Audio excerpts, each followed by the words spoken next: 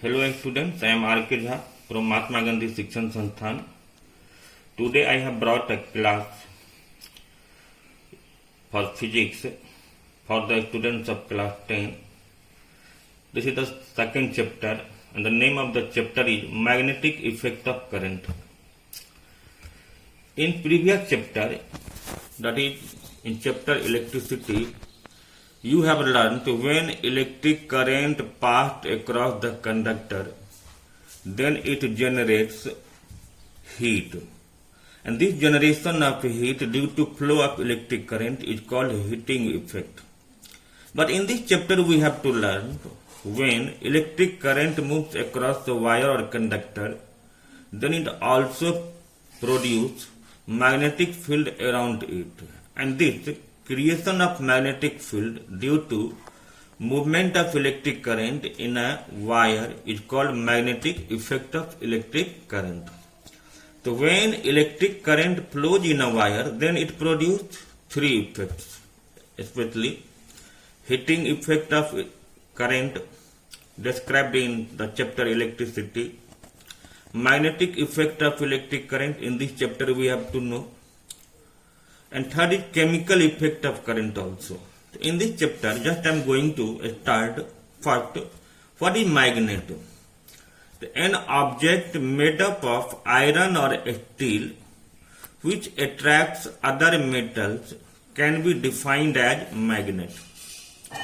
After that, there is magnetic substance. The substance which can be attracted by a magnet is called magnetic substance. Then there is non-magnetic substance, the substance which cannot be attracted by the magnet. After that, what are the properties of magnet? Properties of magnet. A magnet is dipolar. That means it has two poles. North pole. A north pole can be written as NP and south pole can be written as SP. In this magnet, like poles when placed with each other, they repel, and unlike poles, attracts.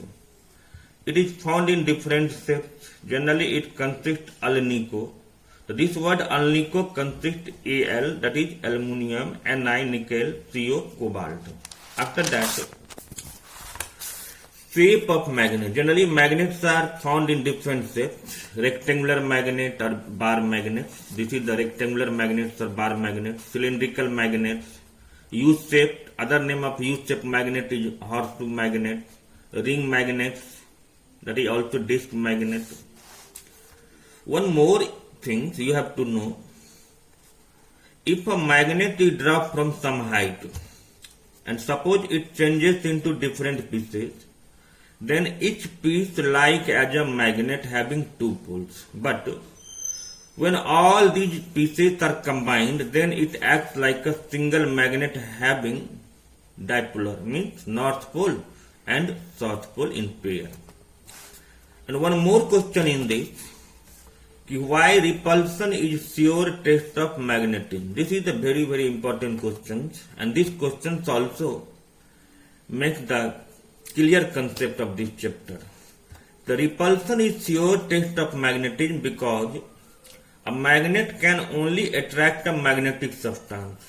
There is no any situation when magnetic substance will be repelled by magnet, but only when two magnets will repel, then their like poles will face, but in case of unlike poles it will attract. So it is said that repulsion is a sure test of magnetism, and from this we can conclude if repulsion is there, then their like poles are facing, and out of the given two substances both are magnets, and that is why it is said repulsion is the sure test of magnetism. After that, there is lodestone. In lodestone there are two words, load and stone. Load means direction and stone means substance which determines the direction. So generally a magnet is also called lodestone.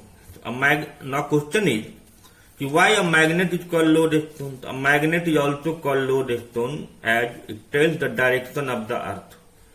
When a magnet is suspended freely, then it always aligns itself in north and south direction.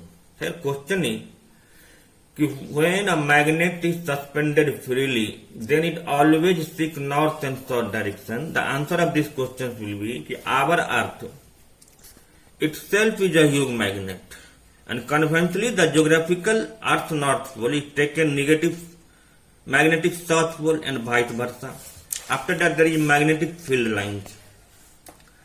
The imaginary curved lines that originates from the North Pole. Suppose just I have taken a bar magnet and I have shown the North Pole and South Pole, and these are the curved lines. These curved lines are the magnetic field lines, and these magnetic field lines are defined as the imaginary curved lines. Actually these lines cannot be seen by naked eye, so the definition is given: the imaginary curved line that originates from the North Pole of the magnet from outside and South Pole of magnet from inside are called magnetic field lines. Then properties of the magnetic field lines. The properties of these magnetic field lines are: externally these lines originates from North Pole and insert South Pole, and internally it originates from South Pole and insert North Pole. These lines never intersect each other. The degree of closeness of these lines are maximum at the ends.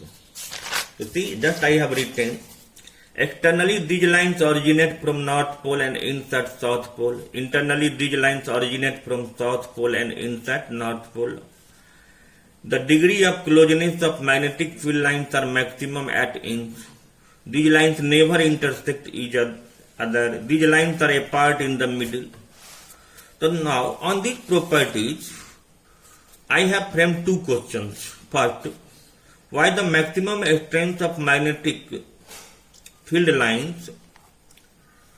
Why the maximum strength of magnetic lie at ends? The maximum strength of magnets lie at ends because the degree of closeness is maximum at ends. Then next question is, why the flow of these lines externally taken from the North Pole? The direction of magnetic field is taken to be direction in which a North Pole of compass needle moves inside it. Therefore, it is taken by convention that the field lines emerge from North Pole and merge at South Pole. And this also tells inside the magnet the direction of field lines is from South Pole to North Pole. This makes the degree of magnetic field lines curves. When the questions will come, why the magnetic field lines are curved, then we have to say inside the magnet the direction of field lines is from South Pole to North Pole. This makes, and externally North Pole to South Pole. So this makes the degree of magnetic field lines curves. Why the magnetic field lines are curved? Just we have got the answer of these questions. This is the answer of these questions. Next is, why two or more than two magnetic field lines never intersect each other? So just say I have drawn a magnet and these are curved lines which originate from North Pole and ends at different points. Then from this figure we can understand the point where it ends, that will be the South Pole.